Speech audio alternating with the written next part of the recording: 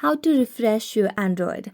Hello everyone, welcome to this channel. I'm Emily and I'm here to help you out today. So without any delay, let's get started. So one of the basic and easiest way to refresh your Android is to make a long press on the power button and then tap on reboot and restart your device.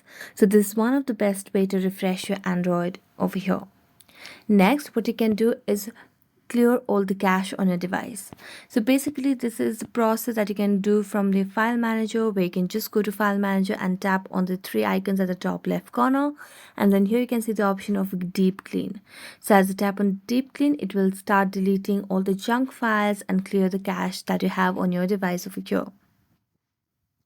So this is the next way to clear the cache and also refresh your Android. So thank you so much for watching this video. If you enjoyed watching it, don't forget to like, subscribe and hit the bell notifications, and see you next time.